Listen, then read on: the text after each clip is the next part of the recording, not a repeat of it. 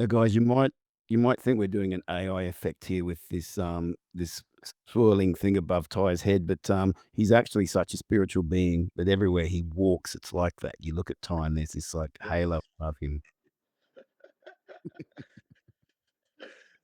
How you doing, mate? Absolutely. It's my Christmas halo. That's Yes. it. How you doing? I'm good, Nick. How are you? I'm good, buddy. I'm really good. Mate, thanks so much for doing this. I've been wanting to chat to you about your journey a bit and everything you've been doing with your life. And of course, since the wonderful days of George, and mate, yeah, like that story, but we'll probably focus on a bit more what happened after George, mate, what you've been doing from there. But Okay. you're telling me in our chat there you were originally a Sydney boy, came up to Brizzy when you were an ankle Yes. biter.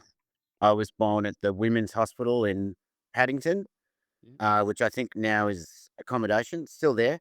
And the building is, that is, lovely old Art Deco building. And I think I was brought into the world by the guy that helped design the personalized pill for women. Oh, really? Yes, Professor John Carey, I believe his name was, Wow. became a leader in that field. So very interesting. Yes, yes, So but, that's moved. his claim to fame, mate. It's not the pill that he brought Tyrone Noonan into the world. Oh, stop it. Yay. Mate, so you come up here as a kid. Was music always in your family? Yes, yes, my dad and my mother actually met on a national television, show, a competition show, like the old school version of The the Voice. OG version of The Voice or Australian Idol or whatever, I guess, but, Yeah, very different, all the hosts and everything are in dicky bows and yeah, trying to sound English and all that kind of stuff, which is what we used to do in yeah. Australia. We used to love pretending to sound English, That's and so right. it You was all listen like you that, I listen to believe. those old radio broadcasts from Oh back in my, the it's 50s and incredible, 60s. isn't it? Yeah, It's yeah. like, "And today in Australia, oh, the Queen." But mate, one thing does amaze me about the Australian accent is like, you look at places like England, for example, and you drive into like from Brisbane to Ipswich distance, and they've got a totally different accent. I don't get it. That while we have little variances, but from Brisbane to Perth, you would think that we would have developed different accents from just being so much separated. But I don't. It always amazed me how we all No. ended up pretty much with the same accent. Oh, no, and the same in America too, the accents change all the Yeah. way across America too, and, like, you can literally walk over a hill in England, and the people look and sound different. Yeah. It's quite a, for a first time Australian traveling to Europe, I think that's one of the things that hits you very quickly is how quickly things change and people change and languages and accents change. I think in Australia, there are subtle differences in the But accents. I do but they are believe that. subtle. Yeah. They are subtle, yeah. But like, you could definitely tell a difference between, say, someone from far north Queensland and someone from, inner city Melbourne, for instance. You'd be able to guess if they said, okay, one of these people is from far north Queensland and one of these people is from Melbourne. I don't think you'd have to be particularly smart to work that out. No. Yeah. Hey, quick commercial break. Big shout out to our sponsor for today's episode, which is me, Nik Phiilips. Look, I've got to thank myself so much. I couldn't be doing the show without me. And if you get a chance, check out the sponsor's website, www.nikphillips.com. Check out my music, my videos, my bio, all that stuff, and maybe contact me and book me for a gig. That would be great. But thanks, Nick, for your sponsorship. Back to the show. Mate, so your mum and dad meeting on the TV show was your Yes. because your mum's obviously a wonderful famous opera style singer. Yes. But Was your dad dad also was dad was a professional singer back in the day as well. He used to perform regularly on shows like 6 o'clock Rock and yeah, right. Bandstand. So was he a rocker? The Johnny O'Keefe show. No, he was a crooner, so he would Right. be the straight guy Yeah, on right. these shows. Doing, because even though they had these rock and roll shows, it wasn't all rock and roll. Not back then. Yeah. They still had the crooners, the other entertainers who were there before rock and roll. And yeah, so they met on this show. I think it was called Showcase. It was on Channel O at the time, and yeah, and that was it. After that, they reunited him. I think Dad might have sent her some flowers or something, did a very romantic gesture, and then that was it. So did you guys But do the touring stuff with them as kids or? no, so mum never really toured as a musician. So when we were in Sydney, she was mainly working at the Sydney Opera House. And then when we moved to Brisbane, initially she was mainly working at the Lyric Theatre or the concert theatre in QPAC. Yep. Yeah. Right. So she was never really a touring musician. I think she did do she did do a couple of regional tours actually over the years, but not on a regular basis, because she basically decided that when she was going to become a mother, that career would be second. Yep. Yeah, Yeah, I think you we're a know. lucky generation in that sense that, same with me, grew up with mum at home and being able to be involved with the kids and I know if my kids growing up too, we're able to somehow as musicians, somehow work off pretty much my wage in a lot of way and have the mum at home with kids. And I just think I look at the generational shifts and it's such an advantage, I reckon, when you can have a mum there for the kids so much. Yeah, I know. You got to wonder who can afford to do that these days. Like, well, that's the thing. It's like economics. They can't, it's not that people don't want to. It's just you Yeah. could afford to live off one wage back then. Well, rents have increased 50% since 2019. I Yeah. mean, that's And just ridiculous. And you look at the kids trying to get into houses these days, it's, well, I think we're, at my generation's to blame a lot for the money grab greed that's pushed that up a lot with housing. And, Yes, I I think it's something we do have to really focus on to get a solution for, I think. no. Well, I mean, at the same time, could you guys have predicted the future? But yeah, the boomers grew up with the idea that you know having a large family house and then having a holiday house and all that stuff, that was just normal. I think, that was a normal, and, you can kind of argue, I guess, certain similarities between America and Australia in that, the post World War II kind of middle class boom, you know, Yep, was quite an incredible thing. yep, I guess that's why they call them the boomers. the boomers, exactly. Um, and, you know, I, I don't think that I don't blame every single boomer because I don't think every single boomer could have realized at the time that they were stealing multiple generations' futures. No, of course not. Of Yeah, course not, but it that's doesn't what's that ended up doesn't mean happening due to laws and all kinds of other things that have surrounded this whole scenario to the yeah. point now where anyone under the age of 40 will never own a house in this country unless they have the bank of mum and dad. You know? And that's my point is you can't change the past. You can't fix those things up. When you're going through it, people didn't know what was going on. It's not like it was sitting down doing an evil plan or anything. But now we're in this situation. I think we do have to find a way back to try and make housing affordable in some way. I don't have the answer, but I'm just saying I No, think I don't either. And um, I wouldn't like to be a politician right now trying to work out how to sort it out because no, it's something that should have been dealt with, I think, a long time ago. absolutely. So, mate, going up in the music family, were you always at school musical or sporty as well, or what was your thing? Yeah, I was kind of both. Like, yeah, I played rugby. I was pretty lucky. I had a very early growth spurt. So my greatest years on the field were from the age of about 9 to 14 or 15. You were the big kid. When, yeah, I was a big kid and that's when everyone else started catching up with me.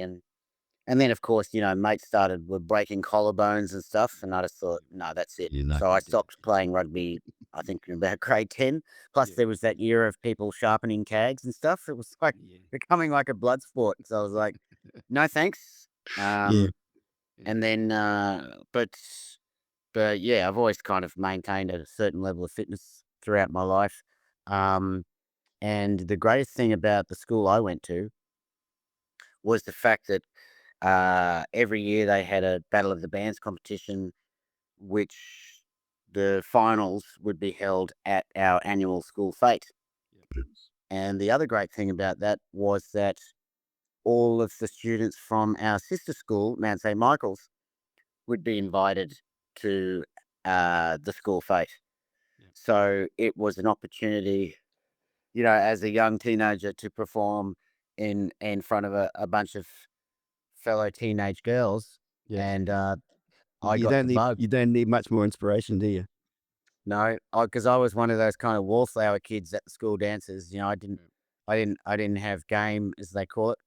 I didn't, the whole concept of the whole pickup lines and all that stuff just seemed so foreign and alien to me. So I was never really good at any of that. So I realized that, yes, playing music is how I will get the attention of ladies that I'm interested in. And I think Oh, if any young blooded male who doesn't agree that at least to a certain extent that was part of their initial reason for getting into bands, then I think they're lying. absolutely. Mate, through school, I was a sports music guy, so I was in the musicals. I ended up being school captain at my school, not because of my Oh wow. academic ability, not because of my academic ability, but because I was just into everything. I was sort of involved in everything. I loved the extracurricular stuff at school. But I was the same. I was never really good at, talking to girls really or knowing how to do that stuff. But then I went pretty much from school to doing the live circuit, band circuit. And Yeah. when you were doing that, you'd go to some of these small towns and honestly, not being rude to the blokes, but there were a lot of meatheads who were there, and the girls were kind of like they'd come up and want to talk to you. So I never knew how to really talk to girls because they would be the ones coming up and talk to you. But and once Yeah. again, like you say, if you ever needed any inspiration to be doing a job, well, there you had it. Absolutely. In fact, speaking of which, I remember back in the day, um, there were two blonde singer songwriters kind of owning, the covers circuit in Brisbane. And those two people were yourself, and the other one was a young fella called Keith Urban. Yeah, and the trajectories went a little bit different along the way. Yeah, well, I remember, like, at the time, like, he just basically disappeared. Yeah, And it's like, what happened to that guy? yeah. Whereas I felt like the two of you were kind of like the kings of that market at the time. Was there rivalry between you guys, if you don't mind No, me not at asking? all, mate, not at all. Because No. what happened there was I'd sort of got signed. I came out of school, I was started off doing solo work around the place a bit, and then Yeah. I'd done some recordings, and I ended up working with Jamie Dunn as my manager, who did Oh aggro, yeah. and I became a regular on some Channel 7 TV shows. So around town, I got known pretty quickly, and I Yeah. got some singles to be released with Festival, and they charted well because we were flogging them on Channel 7 and all that stuff, and, I was expecting to get an album deal with Festival, which ended up falling over. Um, and during all that time, I was also touring a lot with doing band touring stuff with the band called The Corporation, Nik Phiilips and The Corporation. That's right. I And, remember that. yeah, and then I was being managed by that time by Greg Shaw, who was also Oh yes. managing Rusty and the Ayers Rockettes, who Keith was And the playing with Ten Rusty. Tenors, right? Oh, well, Darren, who was working with Shorey, he went on to manage the Ten Tenors. Darren, Gotcha. forgotten Darren's last name. Um, but they started working on that. But Shorey managed me and one of the Rusty. Rusty was probably his main act, and Keith worked for Rusty. And I'd sometimes sit in with That's their band, or right. He they'd sit was in with his. guitarist in that He band, was wasn't he? guitar with him and Alan, Yeah. and they were a great band. And Keith was awesome guitarist, and but at that stage he was a guitarist, but he would always be sort of country stuff and going down to Tamworth with Greg and all that stuff. I mean, no, there wasn't competition back in those days too. There was so much work. I was working Yeah. like 6 nights a week all the time, and I was making more money than my friends who were like doctors and doing doctor and lawyering things. Wow. The work was there, and God. um, when I actually when my deal with Festival fell over, I got a bit sort of frustrated by everything and decided we just sold everything and went over to Los Angeles. I'd been over there on one trip before and knew a producer over there I'd worked with. Yep. Ended up living there for 3 years. And that same time I went to LA, Keith and the boys from the ranch were going over to Nashville, and we actually were all having dinner at Tuong Sizzler when there Oh was a my gosh, I remember Toowong Sizzler. yeah, You mate, know, we were having dinner there I had pretty my much. 18th birthday dinner there. Well, there you go. Well, we were all having dinner there the night we were all going to LA, to America, basically. And it Wow. was like, well, you want to see what happens, guys, with this journey? And Wow. I sort of was getting traction with LA, what I was doing. But LA, we actually landed there when on the week they had the LA riots for Rodney King. Oh yeah. And then we had the Northridge earthquake, and there was a lot of gun violence in LA. And got to the point where I'd recorded my first album, Poetry and Beer. didn't really want to hang around America because of all this stuff going on, and came back. And actually, my first son was about to be born then too. Wanted him to be born in Australia.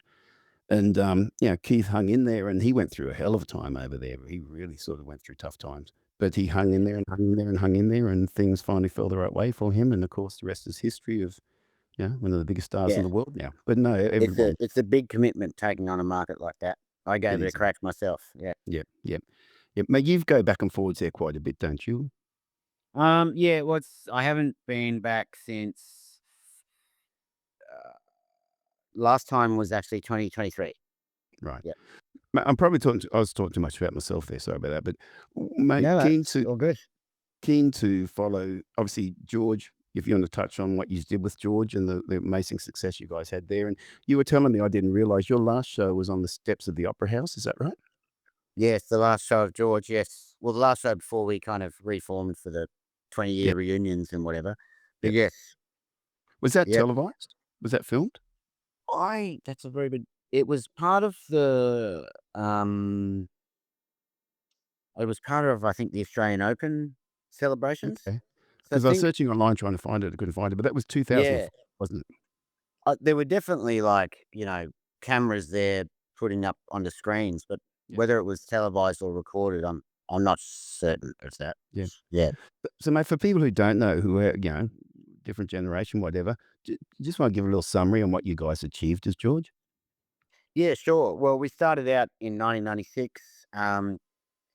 I was recently back from 3 years, 2.5 years living in Ireland and England, and I had a was playing in bands in Dublin. There's one band that I joined, the Charm. It was like the guy who started the band before I joined. He literally looked like Paul McCartney and sang like John Lennon. Was it? He was from Wolverhampton, down the road from Liverpool. He had the McCartney eyebrows, the whole thing. Yeah, yeah. It was awesome, and we had an amazing band. Um, we were doing, Beatles songs live that they'd never tried to do live and stuff like that. There was three guys up the front doing all lead singers, all doing harmonies as well, backed by a rhythm section. And we got really close to being signed because Oasis had broken and everyone was looking for the next Oasis, and our sound was Good. quite Beatlesque. We had people flying over from the UK to see us perform in Dublin, which I don't know if that's ever really happened before or since. Um, and every time we'd get close to being signed, um, our illustrious band leader would do something to mess it up. And that's because he had his own traumatic experience in the industry as a young man. I won't go into details, but you can probably imagine. And so yeah, so that I came back from Ireland, and I'd been really inspired by what was happening in the But clubs over there. was the scene as vibrant as I imagined it would be over there? Yeah, but Yeah. but what was really exciting in the last year that I was in Dublin was what was happening in the clubs. It was the club capital of Europe that year, or the European, capital of culture or whatever that year. So you had people flying in from all over Europe every weekend. And because Ireland was still a developing nation, the tiger economy was just kind of starting, Mhm. hadn't really taken off yet. So it was still a developing nation. And because of that, there were all these amazing old factories on the docks and on the water, and all these amazing old buildings that hadn't been torn down and yet turned into yuppie apartments. So inside these buildings, there was amazing stuff happening, and you're like real crossover of like traditional theater mixed with dance, mixed with live performance, mixed with DJing. It was just like amazing. I was like, I honestly, by the time I got back home, I felt, well, I'm done with bands. This culture is way more exciting than band culture. Band culture is old and it's dead. This is where it's at.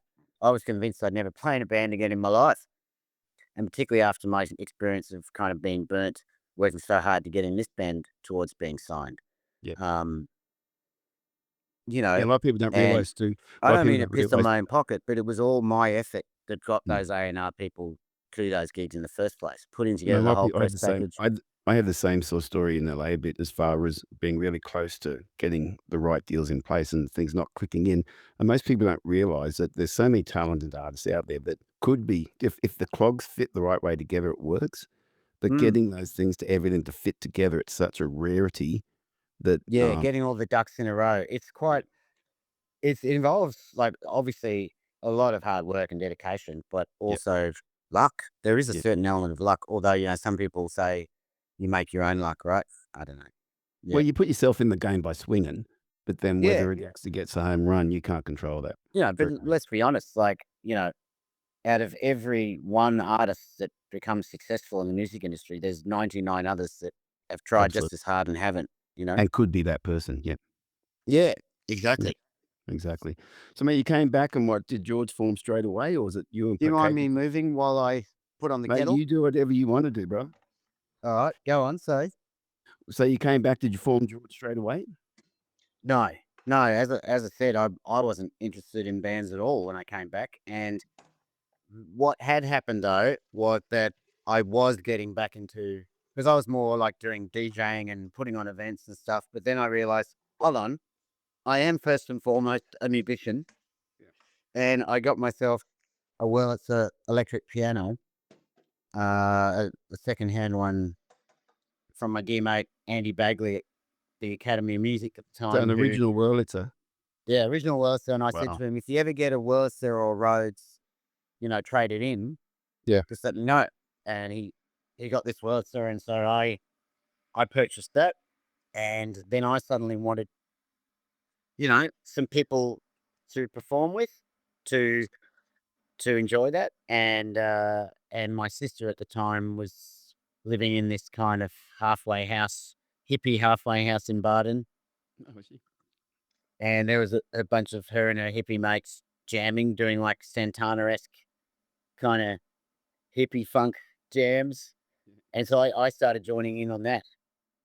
And after a number of those, uh, Nick Nick Stewart said, "Well, you know what? A few months ago, I entered what was then a fictitious band into the NAD Campus Bands competition, and now I'm thinking we should be that band." And so it was. If it wasn't for that, I don't think George ever would have happened. It was that kind of bit of luck of Yeah. this random thing that he'd done 3 months ago, which then because we went to the national finals with that, and we were beaten by Lior, but he deserved to beat us. He was like we were just gobsmacked by his performance, and he was, I think, more polished than we were at that time. But after that, we decided, okay, we need to take this seriously now. We've gotten all the way to the national finals. We'd be stupid not to give it a go now. Yeah. So it was that really that gave us that impetus to Yeah. give it a crack. Yeah. Yeah. And so George became pretty big in Europe, didn't it, as well? Yeah. In Europe and in Japan, Yeah. we released 2 albums in Japan, and we could have had, I think, a much bigger career in Europe, but, classic rock and roll story, because essentially we were signed to Festival Mushroom, and essentially they're like a big indie, right? Yep. Well, they were like a big indie really when it comes to it. So they'd hooked up with another label in the UK to release our music, and on our first UK tour, the guy from that label came along with us. He was, helping us pack up gear after a dig, and we thought this guy's a legend. But then we went back home, and they asked for the master tapes to what was going to be the first single, and they said they just wanted to tweak it a bit. Instead of tweaking it, they basically stripped out the whole band, just left it with voice and some loops and stuff. It was one of Katie's songs, and it ended up sounding more like Nelly Imbruglia or something, I guess, not George. And Get it right. look, yeah, that maybe was at that time the best bet for us getting a crack on British radio. But the problem was it wasn't George, Mm. you know? Yeah. So So, and people, they gave us a very short amount of time to agree that that was going to be the single, or basically the deal was off. So that kind of killed off what I think could have been a very successful career in Europe, because I think overall our sound probably suited that market the Well, most, that's why apart from Australia. my assumption was that you guys were big in Europe because to me, it always sounded like that was where it's belonged. That was like it had that vibe about it. It was so good. Well, we were very influenced by, I guess, largely English acts, or you could say, like a lot of, not also, but yeah, we were influenced by what was happening with trip hop at the time, Yeah. and and bands like Radiohead, Yep. and older stuff like Led Zeppelin, Yep. you know. And where Yeah. Australia was still cemented in pub rock a lot, it just felt to me that Georgia was in the world of its own outside of the pub rock scene a bit. Yes, we were never part of any scene. We built our own scene from scratch. We were never part of any kind of band clique.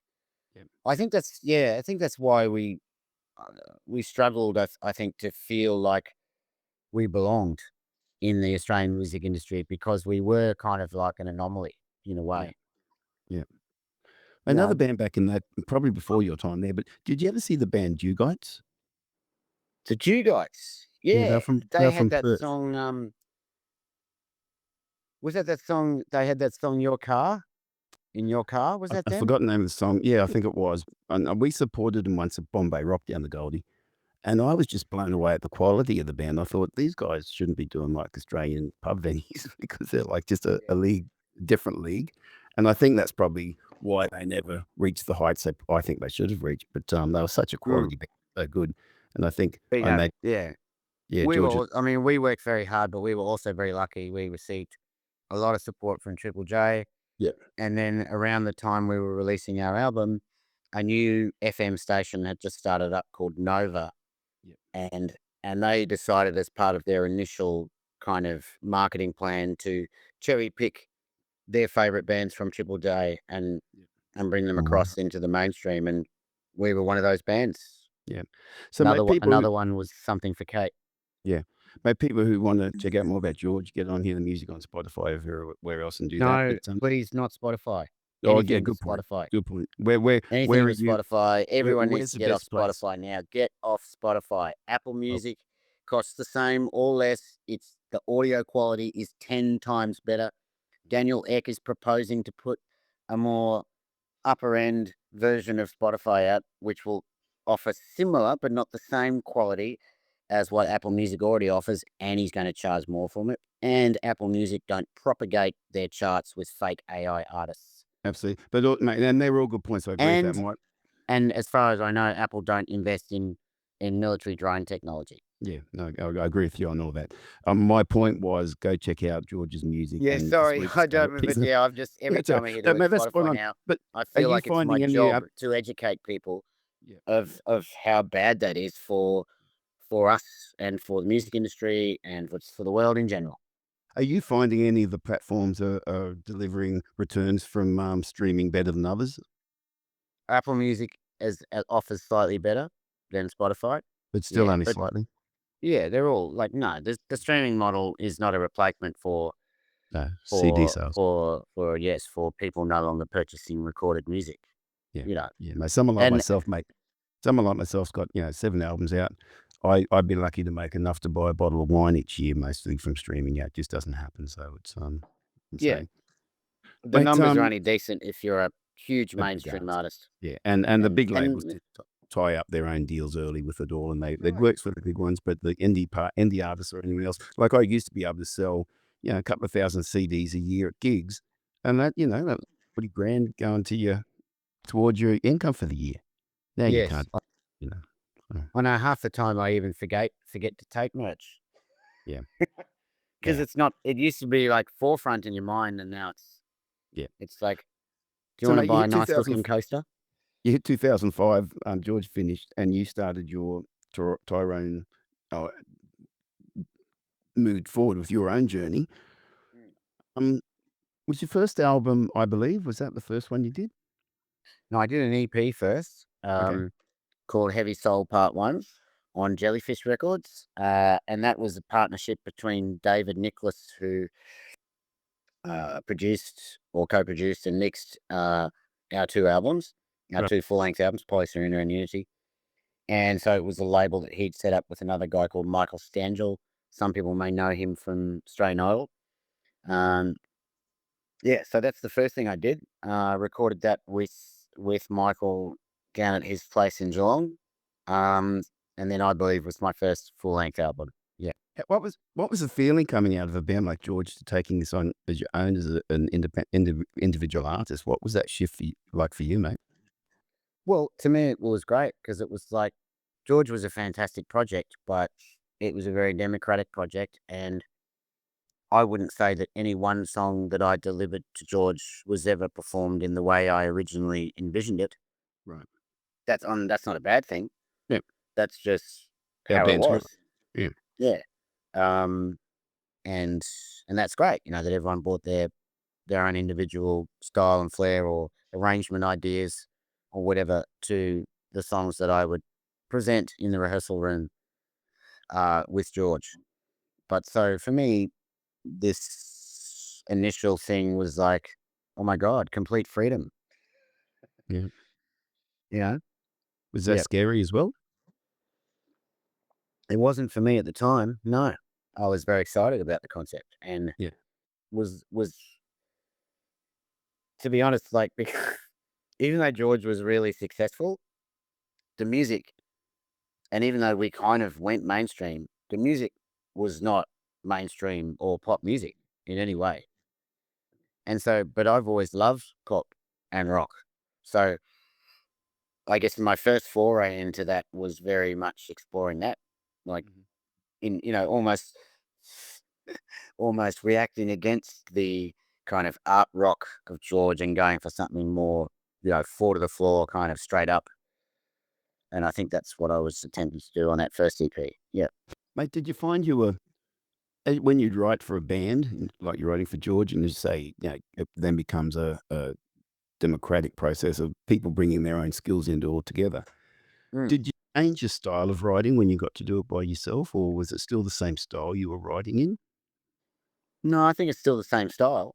Mhm. It's just like, as I said, I would write a song that to me seemed like a pretty straight ahead pop song, but then it would go through the George mill and maybe change time signature or, the chords would be reharmonized or whatever, which was awesome at the time and really cool. But it was nice to have a look at just recording the song as I originally envisaged it from first writing it. So what happened with that first EP? What went with around that one? Um, well, that first EP, I think made me realize what a small market it is here, Yep. and that you know there were all these comparisons and whatever happening with my sister, and it just seemed like, to be honest, like, oh my gosh, we're almost competing in the same market now. Yeah.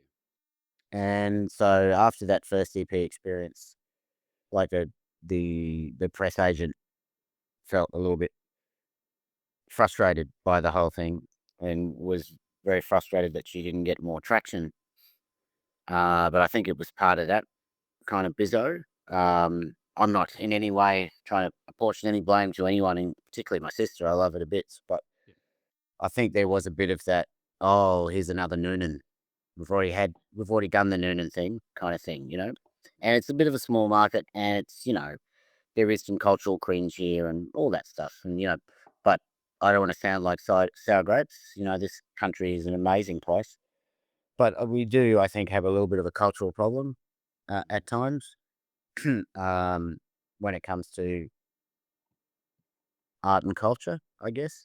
Yeah. Anyway, Oh, so I decided, and also, but you know, more than that, it was back then. The internet was still in its infancy, kind of thing, or still finding its feet, and this whole idea that you could release a song in your native country and have it chart around the world without touring or without being over there seemed impossible.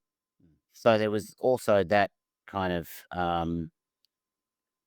it was also that kind of thing of, well, if you want to make it, like if you want to try and have a global or a career, you need to be in New York or London or Berlin or Nashville or wherever. yeah. So there was a bit of that too, I think, at the Yeah. time, feeling like if you really wanted to have a cracker, you needed to leave, you know? Uh, Mate, you're And, 100%. that was before Lord had her hit Royals, Yeah. without ever having left New Zealand, and New that Zealand. changed the whole industry overnight. It was like, wow, suddenly you don't have to go through all this ridiculous expense of relocating your life to another country just to have a possibility of a crack. Yeah. Yeah. Yeah. And that coincided with the growth of the internet, of course, too, and Yeah, that's, well, that is one of the great things about the internet is it totally transformed that concept.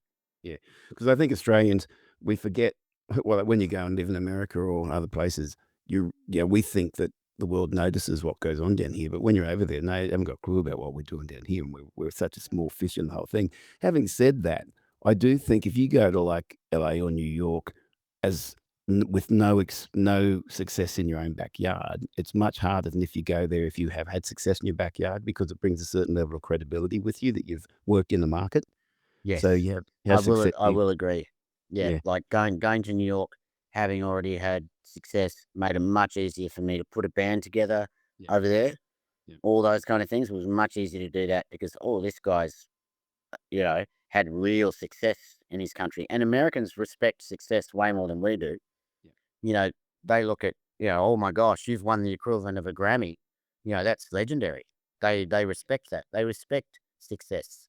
And even getting Unlike visas, like, unlike us Aussies, we're skeptical yeah, about exactly. success. Yeah. But, like, in America, even, like, getting your visa, like, I got when I lived in LA, I got an O1 visa, and that was because I had been signed with Festival. I had released stuff here, There you go. and I had that there. So I couldn't have done that without if I was just doing my cover gigs around town, it wouldn't really meant anything, but having that No, bit more level of success makes that possible.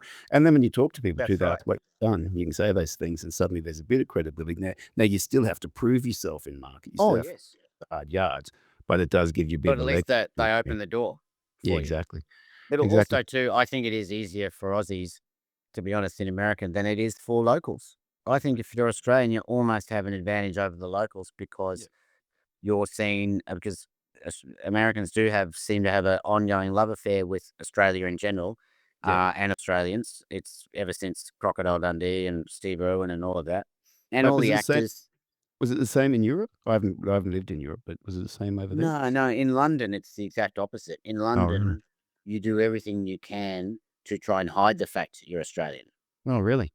Oh yes, Oh, absolutely. So that I was in London before I went to New York, and you want to avoid the expat crowd as much as possible. Because if you're just going over there and all you're doing is playing to expats, you've just spent all that money just to play to the same people you could be playing to back home. So, yeah, yeah. and also there's a very different attitude towards Australians in London. You know, like I remember saying, like the saying Jaffa, for instance, which is just another F Yeah, in Aussie, Aussie. right?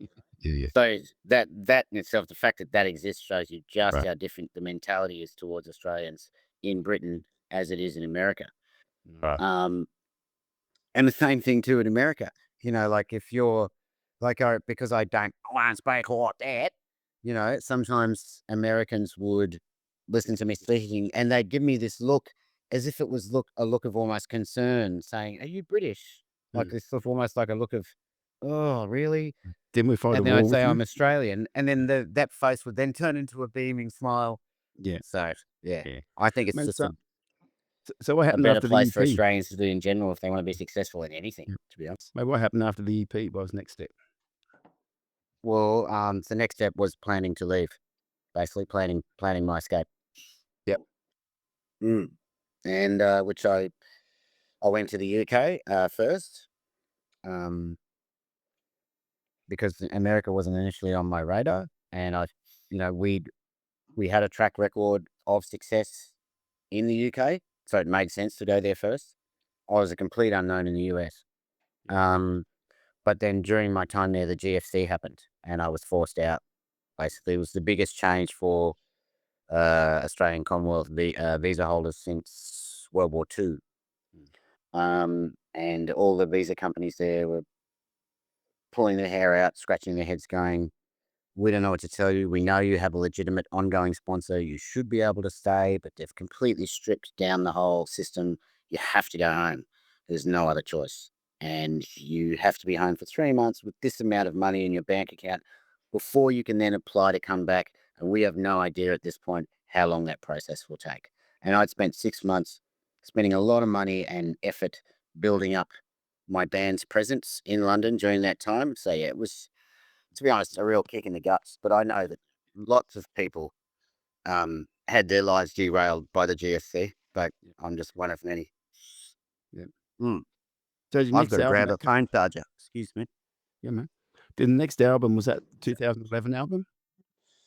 Yes, that was. I don't. Yeah, the album was 2011, I believe. Yep.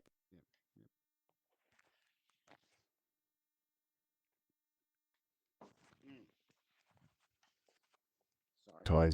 Ties venturing into the darkness. Oh my gosh, I need an extension cable as well. All the extension cables have been used for all these different moving about things. Yeah, no worries, mate. I'd ship a bit of this out. Yeah.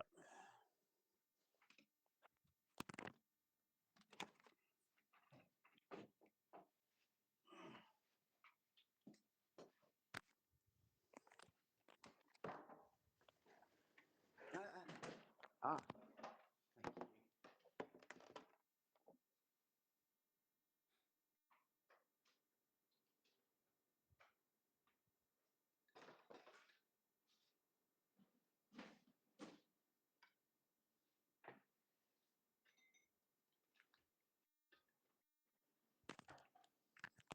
All right. Okay. We're back. Mate, where do you want to take the story to from here? Um. You were in the UK. You had to come back from the UK. Did you go to the States Yep. from there? Or Yeah. So after I came back from the UK, I was kind of like, well, I, I don't want to just give up on my plans to try and build an international career just because this has happened. So then I started looking into other options. so, And there's just one thing people may not know, and forgive me interrupting there, but when you came out of Georgia and you were doing this stuff traveling around, I don't want no figures or anything like that, but was the songs you'd written through George, was there enough income through that to sustain you through all the things you were doing after that? uh, huh. Well, for a while, I guess, Mhm. for a little while, yeah. Right. But people think that the success we had if we'd had the success we had here in America, yes, we'd all be millionaires. But you know, the reality of it is we all got a decent wage for a few years Yeah. and Yeah. got to do music full time. That's And the reality of it. people don't realize too in the record deals and that how much expenses have to come out and how much everything else comes out before the artists actually get the money that they Yeah. should be. Yeah. Having said that, we negotiated a really amazing deal because we came from a position of power, Yeah. having already established ourselves as a successful independent act. Yeah. Um, so so yeah, so So so to the that States you that went. that put us in a better negotiation position when Yeah. we had to finally negotiate with labels because the independent record label that we had signed with, they owed us a bunch of money and then they went bankrupt. So that money that they owed us, we were planning on paying to make our first full length record. Right. But instead, we then had to start looking at label deals instead. No, I had the same thing. An album of mine, Four Poet Steps, Triple M actually playlisted one of the songs and or the Austereo Network, and it was doing well. I got people calling it one of the most Triple M albums of the year. But then the label I was with at that time, which is a subsidiary to BMG, went broke, and and like they just couldn't market it or do anything with it. I mean, They owned it, and I just went down the toilet. the music industry is full of stories like this. Absolutely, Amazing. yeah. So amazing. Yep. But But the good hey, thing is, we mate, survived. We survived. exactly, We're and still we're here. still doing it. We're still We're doing still it. doing it. And I think we're similar in the way that we wake up every day figuring out what our next plan and our next step is. Yes. So when you come back from the UK, I imagine instead of going, oh, screw all this, it's too tough, you would have been thinking, what's my next plan of attack, right? Yes. And it's like so much, and then and that's when I started. And it seemed like then because initially I was interested in the US as well, and obviously because it's such a huge market. But it seemed like getting a visa was going to be a bit too difficult until something changed, and uh, and then I was able to get my O1V. Um, it wasn't getting the O1V itself wasn't so much the issue. It was the sponsoring company and the requirements that they had, which was the difficult part. Yeah. Um, you know, finding someone who's willing to do that, I guess. Yeah. But anyway, all that changed, and yeah, and then I spent 3 years in living based in New York. Just absolutely incredible. I managed to live as a full time artist there. Um, Whenever I was stuck for a gig, I could always get an Irish gig because I used to Um, play in Irish folk bands when I was yeah, a yeah, teenager, and yeah. there's probably more Irish bars in New York And than then there in is Dublin. in all of Ireland. Yeah, yeah. Mate, did you enjoy So, your time, like, not just the music side of it, but your actual time living there in New York? New York is to me the world city. Like it does happen to be in America, but to me it's the world city. Like New York is some of the most incredible people. Like that city is an incredible city of humans all working together to make that place work. It's it's an incredible kind of experience of humanity for me. I think a lot of people go there and they find it cold or rough or tough or whatever, but that may be its initial experience, and it is a tough town. Yeah, you got to have some chutzpah. You got to have, you got to be, you got to be tough to survive and to thrive there. Yeah, sure. It's not a place for weak people. I will admit that. Yeah. Yeah, yeah, Mm. But I mm, don't think weak people generally go there anyway. yeah, yeah. So, mate, your time over there, where did your music take you when you were there, and what brought you back to Australia? Well, um, my 3-year visa basically ran out, and the company that was going to sponsor me to come back, they kind of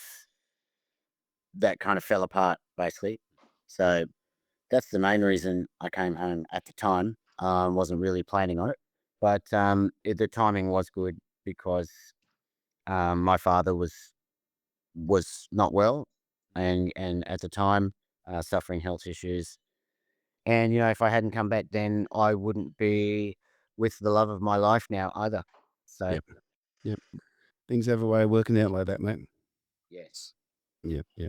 So, did you I'm not fully up with the full, recording schedule, but from, I believe, Utopia, were there productions in between those 2?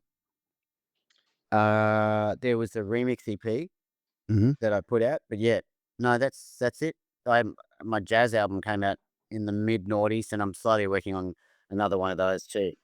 Okay. Mm. Okay. Do you What the need me to jazz album? move, mate? Is the background noise okay for you? No, it's all right, mate. It's all good. It's all good. It's all Okay. occasion. And, do run it through an AI thing, which kind of gets rid of a lot of the, yeah, levels up our Yeah, vocals if you and need me to move, that's cool. I just thought it might be yeah, good to have a different background. it's all You good, know. mate. It's all good. Mm. All good. All good. Mate, I love listening to Utopia. I really like, I think, Oh, I've just been doing, some interviews actually over the last couple of weeks with a couple of ex-coppers who got into undercover work and all that, and they were talking about the black dog and, a lot of the issues they went through, mental health and all that stuff. mm. Did your early writings, by the time you get to Utopia, you seem to be a bit more on social issues, a bit more than pop songs. Is that a fair statement? Uh, I don't know. I don't know. Like, I don't think that my songs are any more socio-political than they were in George. Okay. Um, Maybe more social and less political, I Yep. guess. Yep. Maybe Yep. it would be a way of looking at it. But And yeah, that's that's me saying interesting. that's come from my point of view, though. I probably listen to Utopia more than Yeah, no, to a lot of that's George stuff. interesting. You're probably more able to make an objective opinion about or observation about that than I am. Well, one thing I found as a songwriter, as you do get older, you do kind of have more life under your skin, and you kind of find, like, as we were talking about earlier, when you're first getting into music, most people do write sort of love type songs early because that's your focus. Yeah, But as you yeah, go through life and you experience things and you get burnt and you see there's good people, there's bad people, there's all these other things going around, you do tend to expand your vision of what you write about. Have you Yes. sort of seen that growth in yourself?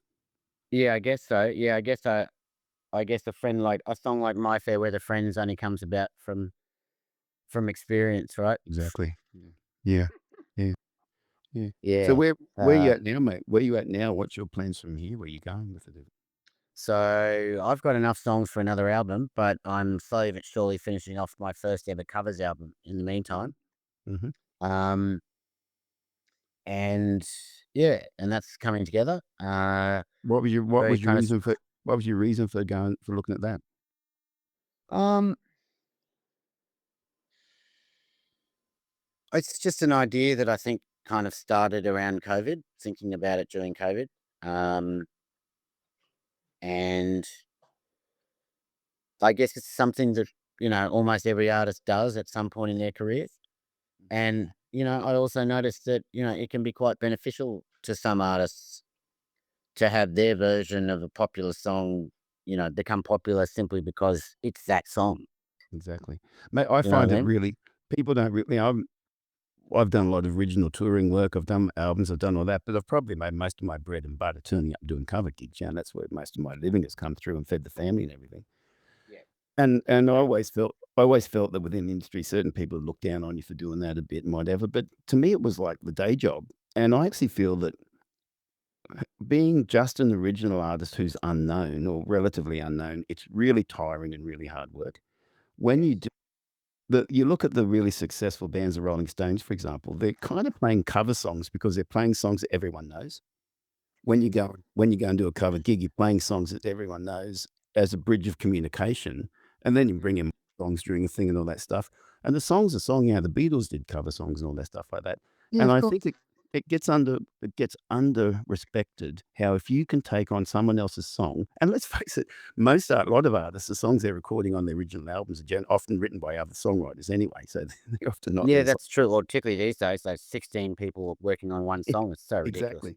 So a song is a bridge of communication, and whichever way you can communicate and build that bridge between the audience, then that becomes a platform you can build upon, whether it's a live performance or recording. So I actually am quite excited by these days. You see a lot of different artists exploring taking other people's songs and creating their own version of it. I really Yes. actually enjoy that. Yeah, I mean, I suppose maybe the reason why I've never done one before now, unlike other artists I know who've done multiple covers albums or whatever, but the reason what because I feel I have a very strong view that unless you're at least attempting to make this original version better Yeah. or to take it to another completely different place that's also equally exciting, So it then comes from don't your do it. soul. Yeah. Then don't do it. Yeah. That's my theory. As far as recording, like Yeah. performing covers, that's a different story. But as far as recording covers, which are, permanent, um, basically, I'd feel that unless you're really aiming to, so that's a lot of pressure to put you on yourself. So Well, I even maybe feel that's the why same. the album is taking so long to finish. Yeah. But But I even feel the same with live recording, with live performances. I think if you're going to want to get up there and just replicate the original recording, well, put on the CD. That's the same thing. But yeah, take that song and do your own version of it. People still yeah, respond to that because it's familiar, but you're adding then something to it that makes it your performance. yeah, yeah. I mean, unless you're doing a tribute act, of course, Of course. Yeah. then you want it to be Speaking as of authentic which, as possible. speaking of which, I went along to South Bank there and watched you do the Marvin Gaye show you did, mate. Oh, thank you very much. The tribute to Yep, the album. It was brilliant. yep. Really loved it. Really enjoyed it. Oh, thank you so much. Yep. It's a big band, and expensive band, so I don't get to perform it as much as I'd like. And as far as touring south, it's been a bit challenging to get it off the ground because But that was soul the end music and wasn't that the anniversary of that album coming out? yes, it was, yeah, And and part of the Brisbane it's festival, I still think. considered the greatest album of all time. Yeah, But yeah, I'd love to tour a project like that. Yeah, that would yeah, be amazing. yeah. Um, and I've got an amazing band, and I think I agree. I think we put on a good show. And a lot of But that shows I'm sorry. no, but soul music, I think's always been a little bit of a hard sell here in Australia Mhm. to a certain extent. Compared to other forms of music like folk or country or rock or roots or whatever. That's more the Aussie vibe. You know. Yep, yep, Mm. yeah, but, I think anyone who really takes the time to listen to, especially that album. Yeah, Marvin Oh, Gaye is just like the I mean, voice to the writing, everything's just amazing.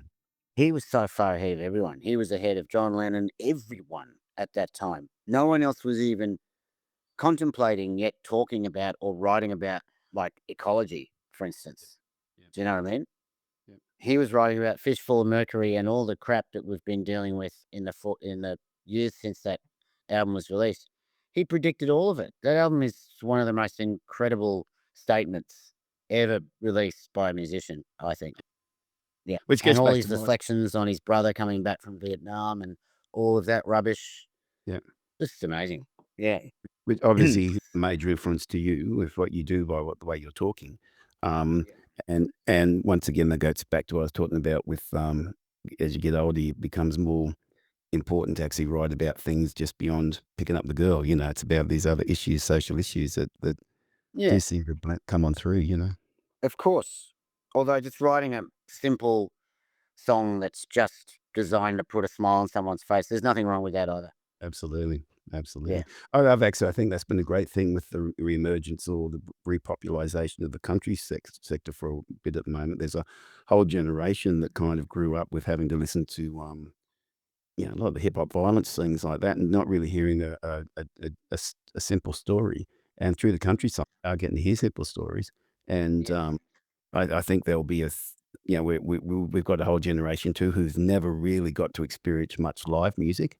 I think that will That's get rediscovered. not just one, more than one generation, I think, at this point, And who just don't really understand yep, how powerful and how awesome it is. yep. I think that's to Yeah. be rediscovered. And more people are listening to more music than ever before now. Yes. Just 'cause the model's changed, and we've got to rediscover what the model is that makes it survivable for artists to, and I'm talking about indie artists or, mid-level artists to make a living out I of it. think Because I think unless you with sorry, go on.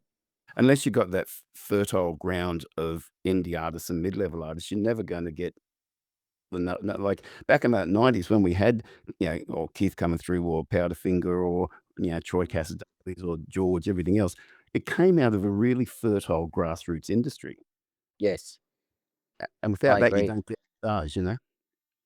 Yeah, I mean, like, I hope I'm wrong, but I think recorded music is on its last legs because, of what's happening with Suno. I mean, like, it's almost impossible to tell now that the music coming out of that is not human, but hopefully it's all gonna fall into a heap because currently there's no copyright law in the world that will copyright something that isn't completely human generated. So, uh, you know, like I can see an advantage in things like Suno for someone who's maybe, who's written a bunch of songs and they've got some shitty demos they did with their acoustic, and then they can just feed that into Suno and create these wonderfully produced sounding amazing tracks.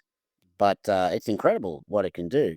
But it's going to, I think, completely and utterly devalue recorded music made by real humans. I hope that I'm wrong. So I think moving forward, the focus is on live, on providing live experiences that AI cannot recreate. Well, my hope is Uh, as a songwriter and artist, there's always been competition with thousands and thousands of other artists.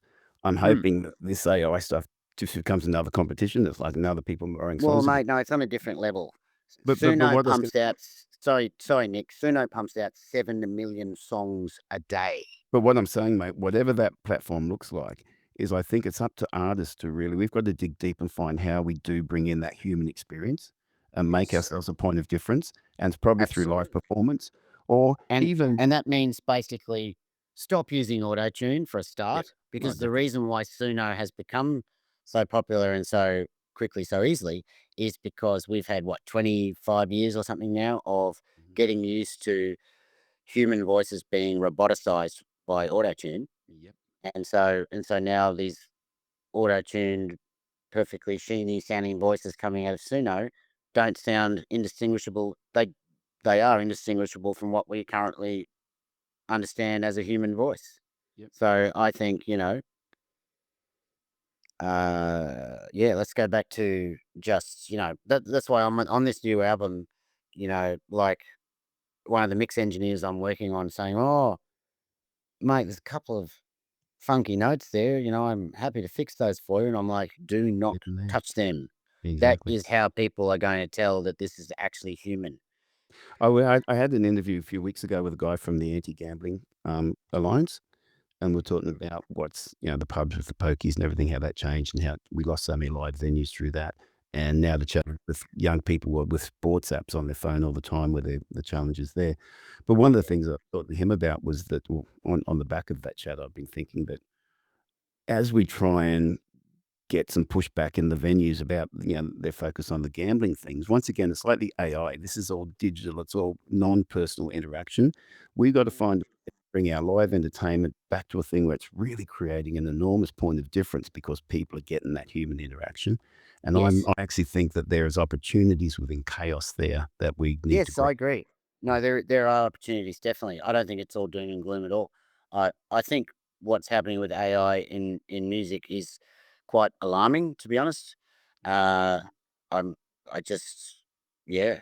I mean, I'm struggling to see it any other way right now, to see what the overall positive of it is, apart from, hobbyists who've never been able to get their songs recorded properly, now allowing them to sound great within seconds. That's awesome. That's great. Awesome. But is that it? How do Is you that the build a only career out actual of that? positive thing it's Yeah, going to bring?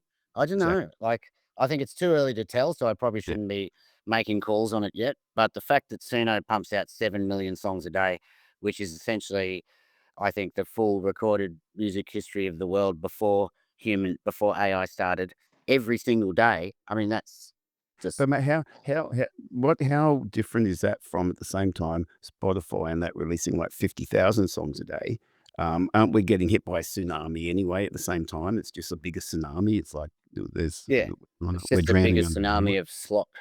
Yeah, Mm, yeah. So we mm. got to I find think out. I think AI should just be used for comedy, like all those comedy songs that you find on Instagram that are really naughty.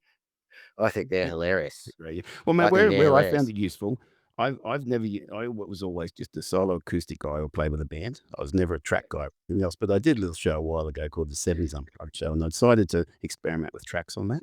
And it's been fun. I really enjoyed it. But what I'm doing now, I'm actually going back because a lot of my old originals from masters from my albums, I don't know where the master tapes are. They're kind of gone in history and everything. But I've been able to go back to my originals and actually remove with AI, remove my vocals out of them and use my actual master tracks in my albums as backing tracks now. And that's been fun for me to be able to do that. Sort of relive the memories of Oh, my you mean just so you can yeah, well, I think AI is perfect for stuff like that. yeah. Like, yeah, if you've got old recordings and you're like, "I love this recording, but I wish I'd done the vocal better." Well, no, ma Well, then now when you you're in an can. aud when you're in an audience that doesn't really know you in front of them, and I might pull out one of my songs and do it acoustically, and I really like the version, but they don't know it, they don't really connect to it the same way. But when you do put the album behind it, it does give more impact in that type of environment. I'm finding it actually is working a bit and, enables me to, instead of doing, 10 songs at the cover gig I do, I'm now adding in 20 of them. And, Yeah. Well, I also say for things like, some DJ reaches out to you and says, "Oh, I really wanna mix this track of yours, it's really cool." And if you didn't get all the multi-track stems done at the time that the song was mixed, then I that can can s be quite an expensive journey to get Yep, that done, or yep, time consuming if you're gonna do it yourself. yep. Now you can just feed it into Lol AI or That's the Logic that's the one I'm and using, yeah, yeah, and split it all, and that's amazing. Yeah, it's that yeah. stuff like that is amazing, but I just think completely replacing humans with very realistic sounding human music, that's what I'm concerned about. I'm totally in agreement with you, mate. Yeah. And look, in this chat, mate, We I know can't that just allow our art to be replaced by robots. That's insane, agree I with you. think. Mate, Yeah. with this chat, I know that you and I could get on and talk about Yeah. heaps of political things We and might everything. have to wrap this up, mate. Yeah, but there's heaps of things we could talk about, but around the world situation, everything else, and we'd agree on, and we'd have great discussions on. But I did want to try and keep it centered around the music side of things, particularly your journey, because, mate, I think, I'm not pissing in your pocket, but I think part of our Australian music scene have been an important role there, and I just know you as a bloke, mate, and your passion for what you're saying about musicians and artists. It's an important message not to really get off target from. So I think if you're happy, I think we've pretty covered a fair bit of that. Is there anything else you'd like to add in and say? Um, I think, like just on the live music front, it's very encouraging to see that Queensland was the first place. We were one of the first places in Australia to have a designated entertainment precinct zone, Mhm. which basically meant that, people coming in and building big yuppie apartments and then complaining that the pub that's been there for 150 years is too noisy. Yep. That stuff looks like that's now being addressed on a national level, Mhm. which I think is fantastic because that Yep. kind of thing is no good for our live music industry. And I think we as the Australian music industry really need to focus hard on the live thing because moving Yeah. forward, I think that's going to be the most important element of delivering music moving forward. Mate, one of the things With all the technological advancements and everything that's happening. I'll ask your opinion on something. One of the things I think back in the 80s and 90s and that time, there were so many good bands out there because everyone was playing 5, 6 nights a week. We've come through a period recently where a lot more artists are just sort of stand stuck in the corner of a venue. They're not really doing it. And I think the standard of entertainment has dropped a lot from our live performance. I think as artists, we have to put pressure on ourselves to raise our game up so that we're starting to put on more shows that people want to buy tickets for. Do you Yes, agree with that? I totally agree with that. Like, case in point, my sister um, just did the Jeff Buckley Mm. Grace tour. I'm not sure Yep. if you got to see Yep. one of the shows, No, I didn't, mate. I just sort of but advertised about thank you. obviously I'm biased, but the band was incredible. Mm. The guy she had mixing was incredible. The show was incredible. Like, I understand why it was so successful because it was an amazing Was show. so good. Yep. Yeah. And we got to bring that same mentality into the local gigs. We got to actually be putting Yep. on things that are high quality. I And agree. But we also need to get Aussies to, I don't know, what's the word? Yes, I just no, I was just gonna agree with what you're saying. Totally agree. Yeah. yeah, may probably close on one thing I'll just mention. We have one shared joy, I believe, that in our industry, it's really good when people appreciate your music who don't have to or don't want to, but they have credibility behind them. And we had a mutual friend and a guy called Richie York who liked both our music a lot. And he That's was a very, very very true. one of the world's most famous music journalists, John Lennon's publicist. Wrote the biographies of Van Morrison, Led Zeppelin. And mate, there's sometime I'd probably like to get a little panel together on a chat like this to talk Oh, about. I would love Richie. to do that. I still miss Right. Richie every day. Like, Yeah, I never really had a mentor. I've never really had a mentor ever in my life. I got to be honest. But he apart from him. yeah, mate. And Yeah. he was one of the first people to back people like Keith, back people like Powderfinger, Yep. back people coming through. Me, even though I didn't reach that level, he broke liner notes for me, and he was. I'd go around his place. He was a good mate, and he was a good Yeah. mate. Not because he didn't have to be. He was like to me, No. Richie was right up here. And That's right. when those people respect your music and what you're doing, that really that empowered me a lot.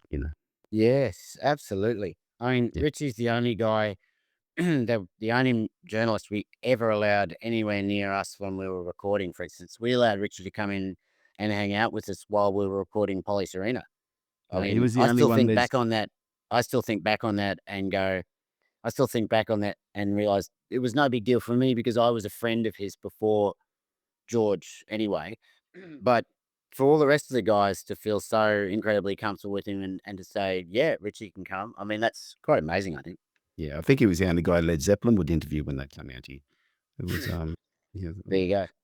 there you go. Brother, thank you for your time on all this. I really appreciate it. Hope you've enjoyed the chat. Yes, Nick, good on you, mate. Mate, Thank you anything very you got a much. plug coming up that you want to let people know about? Oh, well, I just say I've been really enjoying playing with the Filthy Animals, the recent Oh yeah, band of course. Yeah. I've just joined. That's been a lot Yep. of fun. Um, Mate, that's a it's left hand awesome. turn for you. Yeah, but no, Yeah. I love it. It's Yeah. great because, just playing all those classic key parts, like, you know, I finally learnt the jump keyboard part properly for the first time. I realized I'd been playing it slightly incorrectly for years. I finally worked it out and when you play it actually properly, you go, oh my God, there it is. Mate, And it's who's in this the one tiny little chord change that happens so momentarily, and you think, oh, that's not important, but it is. mate, It's incredible. who's in the lineup now? Is Oh, Brett still on guitar? it's a revolving lineup. So you Right. got Brett Williams, you got Pete from the Poor, you've got Dan from the Poor. Sorry, Pete from Electric Mary, Dan from the Poor. There's Glenn, one of the other guys on keys, and myself. Uh, Carry Bobby on drum. Polton played in and Kerry on drums, of course. But then Hamish Rosso from the Vine steps in on drums occasionally too. Right, okay. Yes, that's a bit of a. It's like a revolving door of the OG guys from the 70s and 80s, and then the next gen, like, more like people like 90s and noughties people. Yeah. Yeah. Mate, if you any of the boys get to see our little chat we have here and they'd like to come on for a chat, tell their story, please let them know. I'd love to talk to any of them. That would be great. Yeah. Well, yes, I will. Absolutely. Yeah. See if I can make that happen. That'd be great. Yeah. All right, mate. Thank you very much for your time, mate, and all the best with everything moving forward. Same to you, Nick. Thanks very much.